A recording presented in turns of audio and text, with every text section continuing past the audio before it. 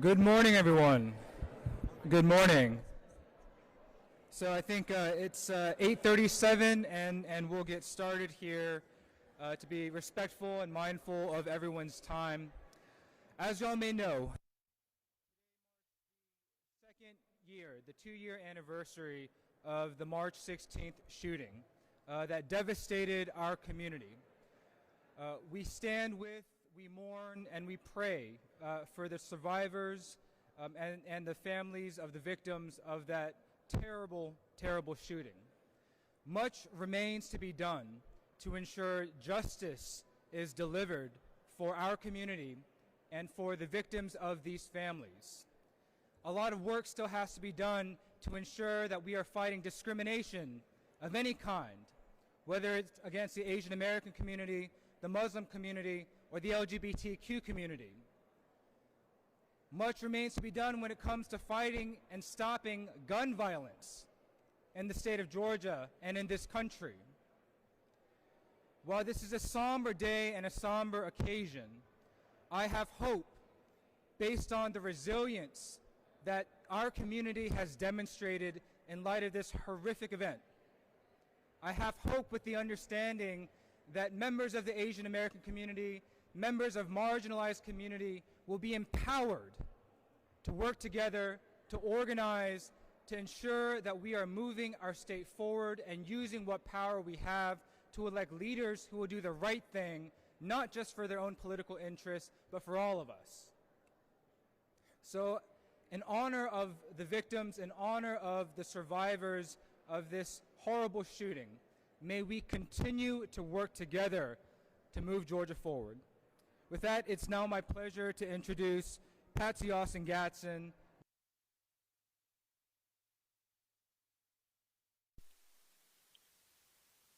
If our Gwinnett District Attorney is not yet here, it is my privilege and honor to introduce my good friend and colleague, Representative Long Tran, from House District 80. Thank you, Sam. Good morning, everyone.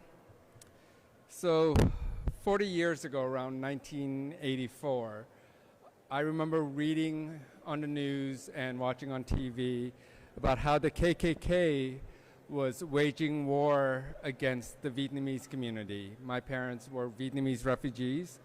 And shortly after that, I remember watching a news story about Vincent Chin, who was beaten to death in Detroit. 40 years later, as I woke up, my phone was vibrating off its nightstand, and all over the news was reports of the spa shooting. I quickly went to my cafe, sent my employees home because I didn't understand what exactly was happening, but I didn't want to put my wife and my employees at risk. So I kept the business open. I sent a message that we weren't going to close because of fear, but I worried about my safety. And all the feelings I had as a kid returned. 40 years later, our AAPI community still struggles with Asian hate. And so in the 2 years since, we've made great strides. We have an AAPI caucus here at the state capitol, 11 AAPI elected state legislators. So we are making progress. We are fighting back against Asian hate. We are proud that we have members from all over Georgia here with us today from the various communities, whether it's the Latino, the Jewish, LGBTQ, Black, white. We're all here standing together to fight against hate.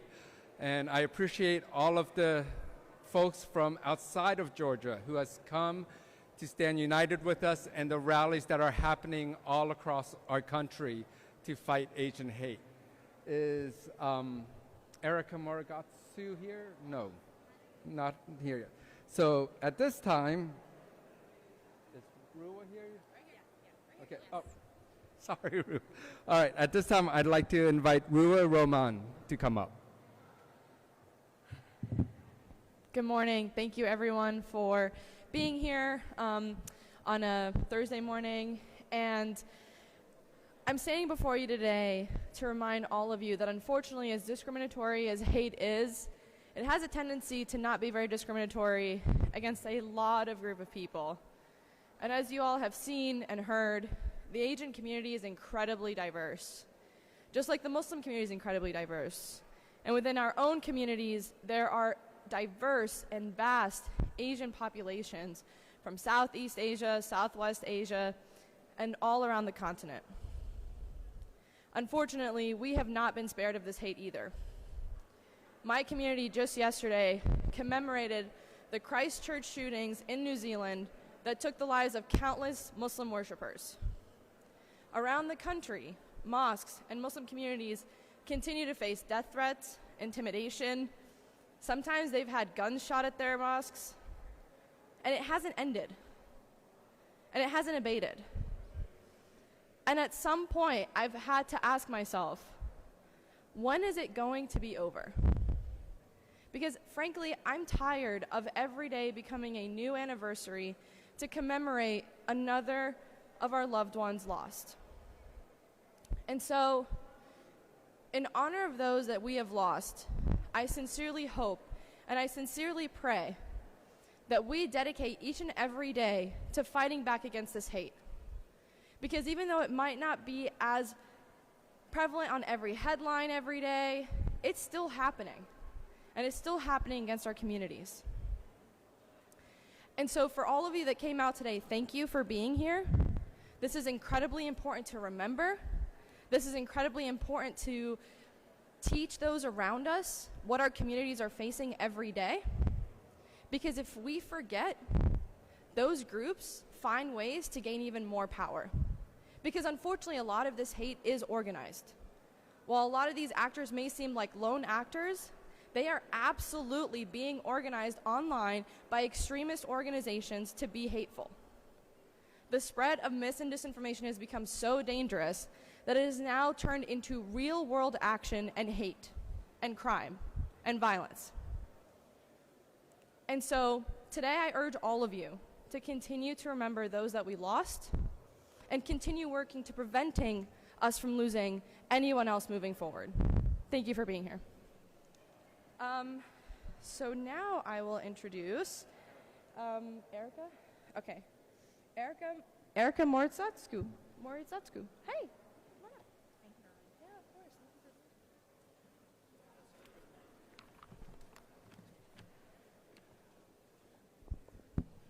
Thank you so much for that introduction.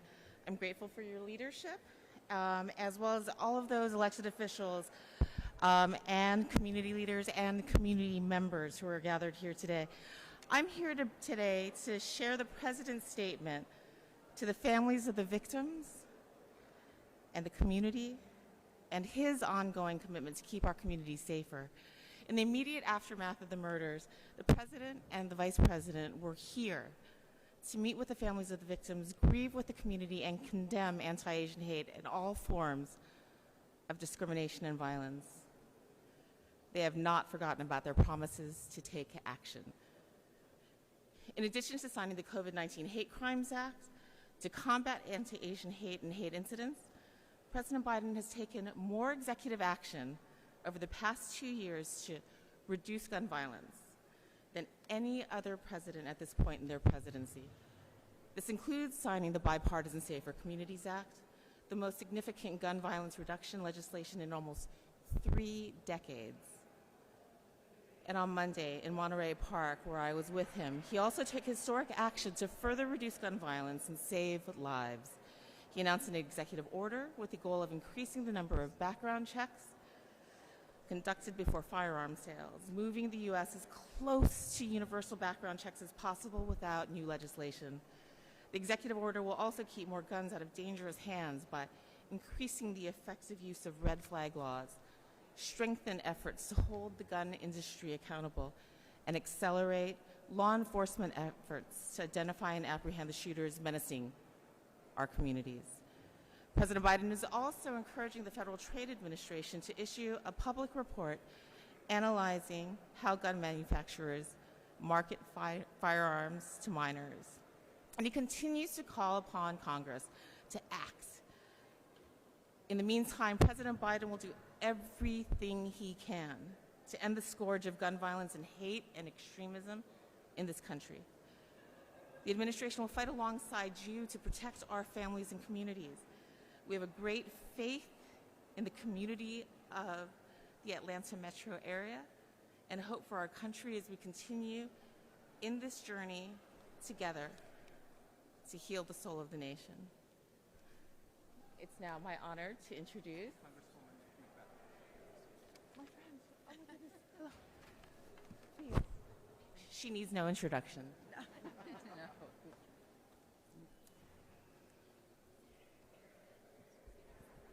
Well, thank you so very much. I am truly honored to be here today, to be in my home capital. And of course, today is a very difficult anniversary. Today, we remember the 8 lives that were stolen from us by an act of hate, facilitated by unfettered access to weapons. We mourn the tragic loss of 8 souls who should still be with us today. And we will reflect on our responsibility to condemn the racism and the bigotry that fueled this senseless tragedy. And we must rededicate ourselves again and again and again to our responsibility to act, to champion solutions that does save lives. I know what a day like today feels like. Last month, I actually celebrated what should have been my son Jordan's 28th birthday. He's been gone from us now for over a decade. And not a day goes by that I don't miss his smile or his gregarious laugh. My fellow survivors, which some are with us today, you are honoring the memory and the legacy of your loved ones in your advocacy. Thank you for your courage, and thank you for standing here and being a voice for this movement. We in Georgia are on the front lines of the fight to end gun violence. And I want to report that we are actually making progress. Last year, we celebrated the passage of the Bipartisan Safer Communities Act, my law, a law that I passed, which is actually the first most substantial gun violence prevention efforts that we've had in this country in over 30 years. I'm so proud that my bill works to keep guns out of the hands of those who should not have access to them, who are posing a threat to themselves and to others within their communities. And I am pleased that the President took additional action this week to accelerate the work to reduce gun violence with his executive order. Here at the state level, Georgians are truly lucky to have such dedicated leaders standing behind me, working here in this gold dome, leaders fighting to end gun violence. Representative Au, I want to congratulate you on your safe storage bill receiving a hearing this morning. The legislative measures that you and your colleagues that are standing here today are working on to pass and to save lives, I want to remind those in attendance today that their efforts to find common sense solutions, these are efforts that overwhelmingly a large percentage of Georgians accept. A large percentage of Georgians overwhelmingly support these efforts, the work that they are doing right here in Georgia. It is such a privilege for me to be your partner in service to the people of this state. And I will always champion solutions that continue to preserve the lives, keep our children and our communities safe. And at this time, it is my honor to introduce Mr. Robert Peterson, the son of young A.U., also a survivor. And I want to thank him for his courage and his willingness to stand on the front lines to save lives here in Georgia.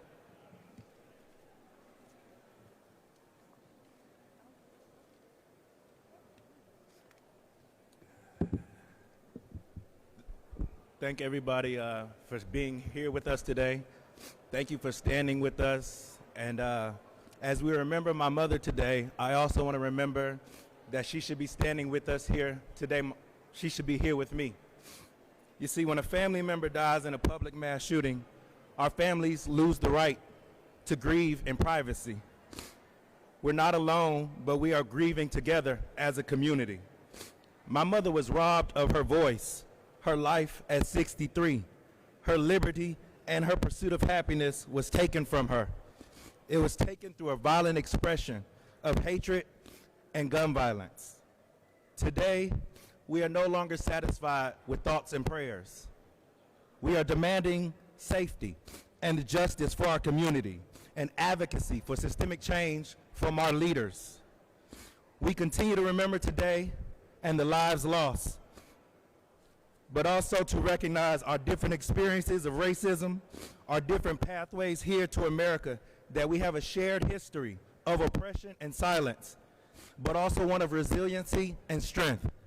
Today is a day to reimagine and redefine what it means to be Asian in America, to show that we are no longer invisible and quiet, but we are now out front and center, loud and proud.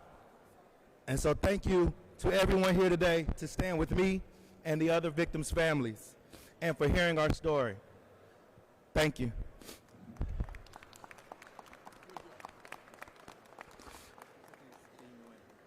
It is now my pleasure to introduce B. Wynn.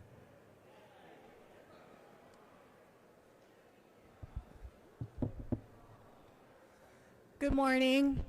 I'm B. Wynn, and today I'm here in my capacity as the State Director for Senator Warnock.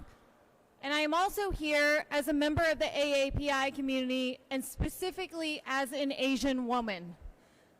Yesterday, Senator Warnock took the floor and delivered remarks to recognize the 8 Georgians who lost their lives 2 years ago on March 16th. The brutal tragedy rocked our AAPI community here in Georgia and across the country. I'd like to begin by sharing with you a portion of those remarks made by Senator Warnock. He said, "Importantly, I must mention that this attack was meant to harm Georgia's Asian American community and especially women of Asian descent.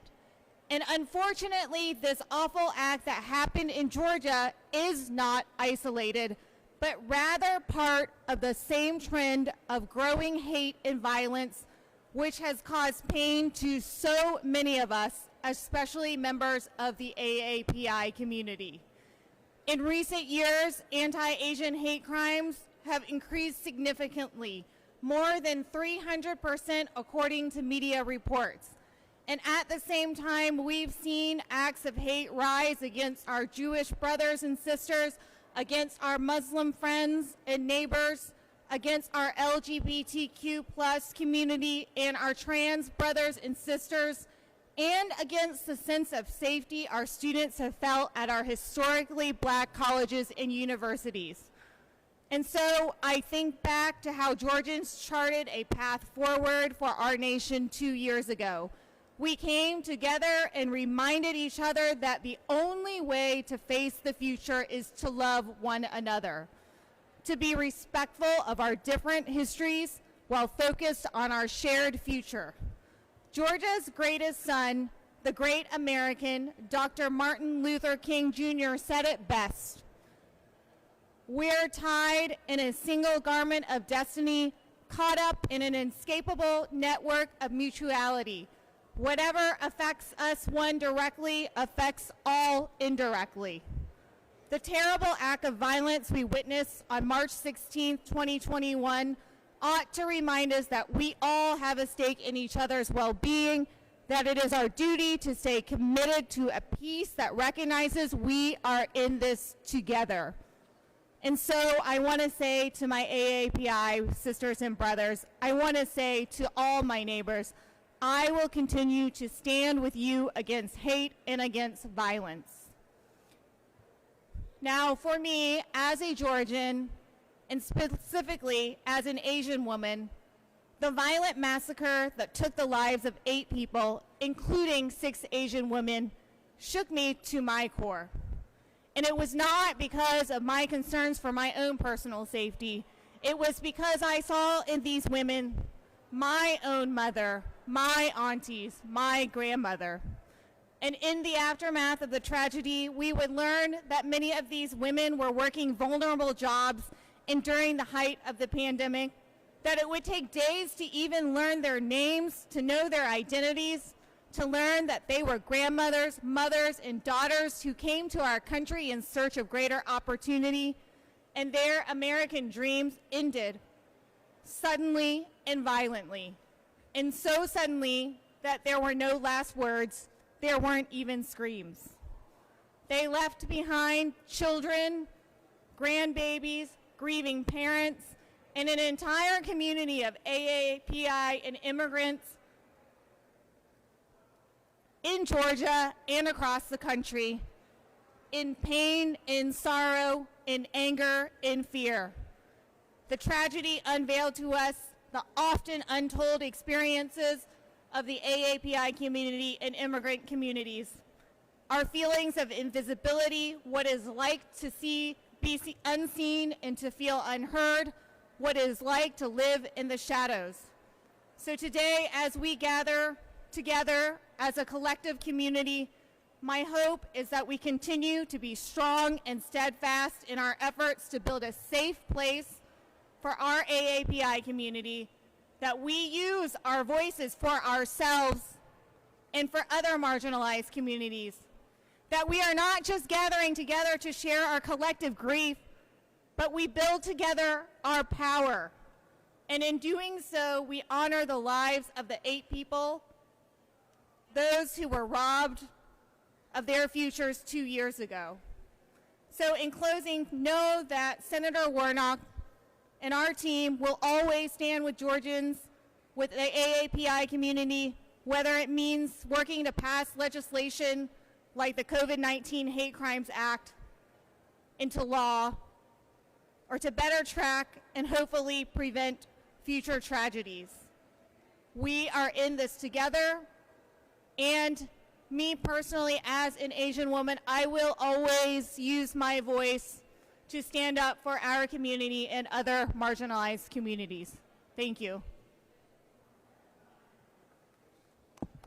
At this time, I'd like to invite Patsy Austin Gaston to come up, please.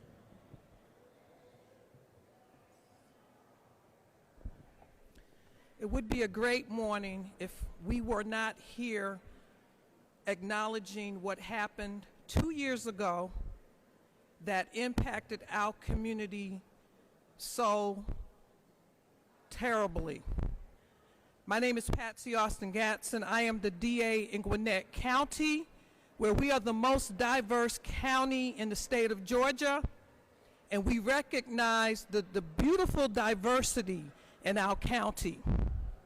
And we ask that we do unite at this point to make sure that people are not constantly going through these types of hate crimes that we are dealing with. When the 8 people were killed, murdered, this impacted all of us. Because being an African American woman in the United States, being the first black woman as DA in Gwinnett County, we have come a long way, but we have much, much further to go. And being in the city that we are in Atlanta, a city of peace, we want to have that peace. And I implore all of the members of our community and our society to unite when it comes to anyone in our society being targeted. And especially this day when we know that Asian Americans, AAPI community has been targeted. It should not ever be anything that gets normalized. We should be ready to stand with our entire community and be that city of peace that Metro Atlanta is supposed to be. Thank you, and I will not belabor this, but we must act. We must make sure that guns, weapons, and all of that be brought to the forefront of the agenda so that we are not this city. We are a city of love, not hate. Thank you.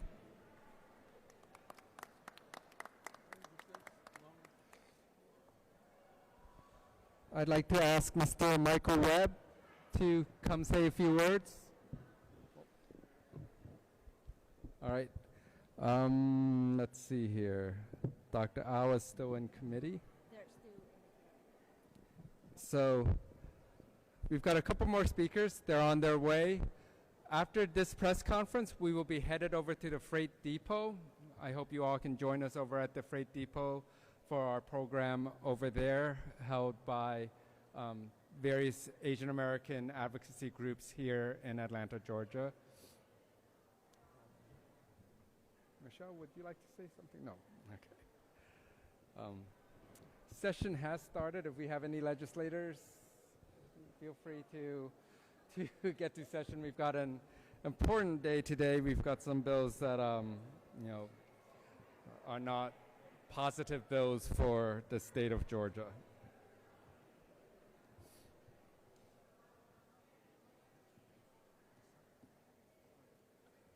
So, Michelle Kang from our Korean American community is going to say a few words. Hello everyone, my name is Michelle Kang, Secretary General of the Atlanta Korean American Committee Against Asian Hate. The committee was formed the next day, March 17, 2021, with the first generation Korean Americans. This is the first committee voiced about racial problems, and the social justice. And we've been doing a lot of events like the vigil after the shooting, so March 25th and 2021. And we had another educational seminar why we need to include Asian American history in K-12 curriculum and other events. And we have second anniversary commemoration events tonight at Korean Community Center in Norcross. It's going to be community concert, open to everybody and free concert. We welcome every community members. I hope see you all there. Thank you.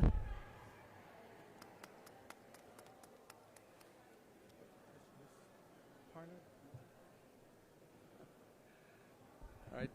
Mr. Michael Webb and Dr. Au are still in their subcommittee talking about gun control in terms of pediatric safe storage. The number one killer of children in the country is gun violence. And so Dr. Au has taken great steps towards addressing this issue that's facing us here in Georgia.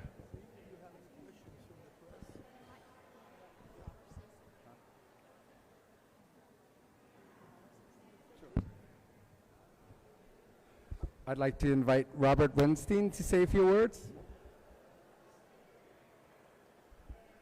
Good morning. The Jewish community of Atlanta has stood by our Asian brothers and sisters as they have stood besides us in the face of anti-Semitism. And it is important for us to all remember that we are all in one boat together, and that when someone strikes out to one of our minority communities, whether they be Jewish or Asian or Muslim or LGBTQ, they create a hostile environment which perpetuates violence. And that when someone attacks a minority group because of their membership in that group, there are not only the victim who is attacked, but the entire community which is made to feel under attack. And that's the reason that it is so important that we have hate crimes legislation here in Georgia. It is also so important when anyone in our community is attacked, that we all gather around them. And that's the reason that it's so important for those of us who are not part of the AAPI community to reach out and to help share the burden that this community feels today. I thank you. Thank you, Robert.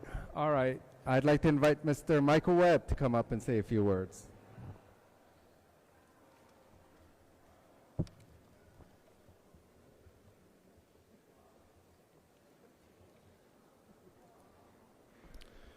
Good morning.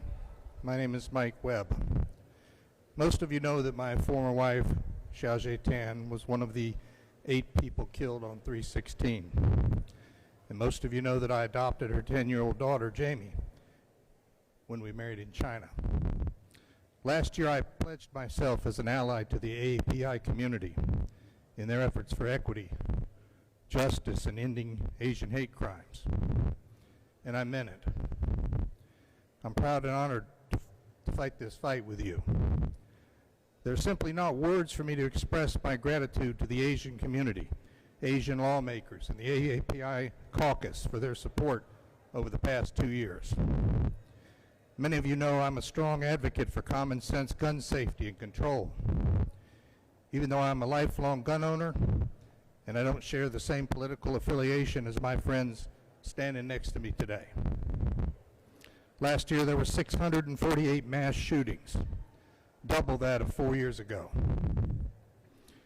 And there were over 48,000 gun violence-related deaths in the United States. Guns are the leading cause of violent death in the United States, and now guns are the leading cause of all injury-based deaths among children and young adults in the United States. And listen careful to this. 90% of all women, 92% of all children who were killed by guns in the world in 2020 were killed here in the United States. Folks, we simply have to get our arms around this, and we can't give up. It's now my pleasure to introduce Representative Michelle Au of the 50th District, someone I know will never give up.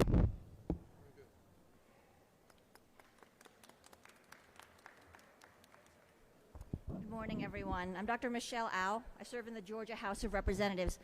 I apologize that Mike and I are joining you a little bit late, but I assure you it was for a very good reason.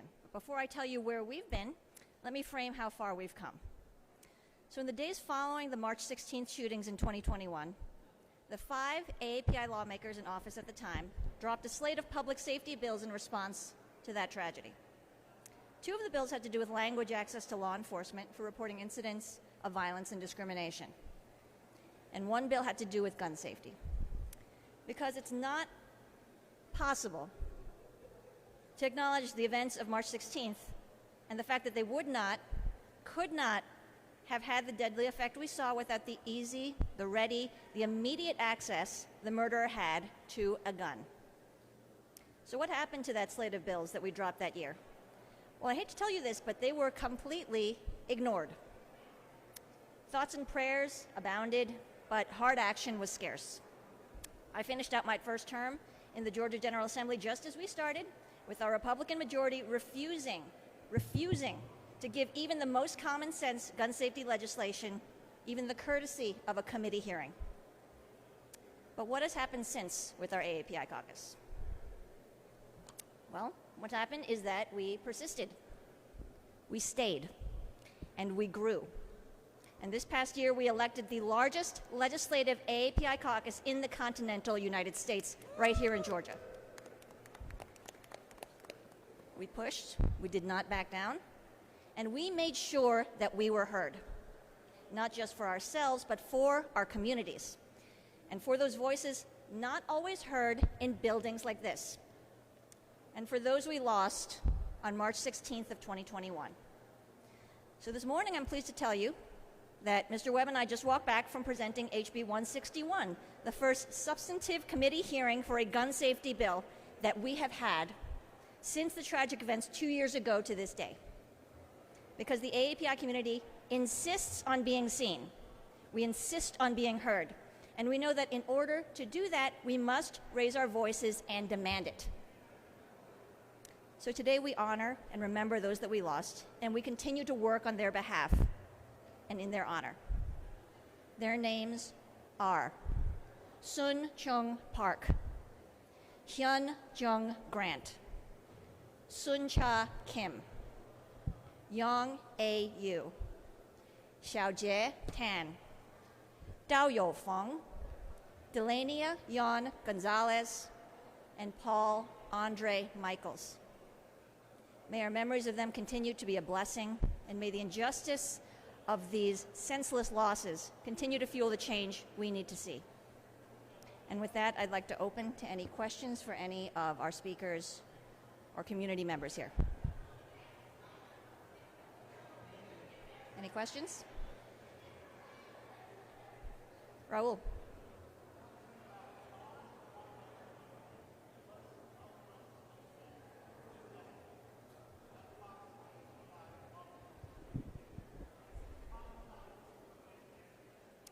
So you might remember that right after the March 16th shootings, the AAPI legislators and I dropped a slate of 3 bills. 2 of the bills actually had to do with language access and interfacing with law enforcement, because we realized that when it comes to incidents of AAPI hate, discrimination, and violence, many of these incidents are actually, vastly underreported. And that is for a lot of reasons, right? But one of the reasons has to do with language access, particularly in immigrant-heavy communities, that there is a difficulty and a reticence to engage with law enforcement, particularly when there are cultural or language barriers, right? So we continue to work on this piece. Marvin Lim, one of our API legislators, has been particularly effective in reforming some of our law enforcement language access training modules. And one other thing I will note is that we continue to work around the edges of other bills that are in progress. One that I will note is HB 520. This year, it's the second act of the mental health reform bill. Many people in the AAPI community have reported difficulties in accessing mental health care, again, for language access issues. So one of the things that I was able to add as an amendment to the Mental Health Parity Act Part 2, HB 520, is increased processing and accessing of information about mental health providers and what languages and cultures they are from, in order to have a better database of how we can reach our immigrant communities for mental health care. Any other questions? Thank you all so much for coming out today. We're going to go into session now, but please know that there is an event starting at 10 and running until 1 o'clock at the Freight Depot right near the Capitol, and you'll hear many more community members and leaders speaking about these important issues. Appreciate you coming out. Thank you all so much.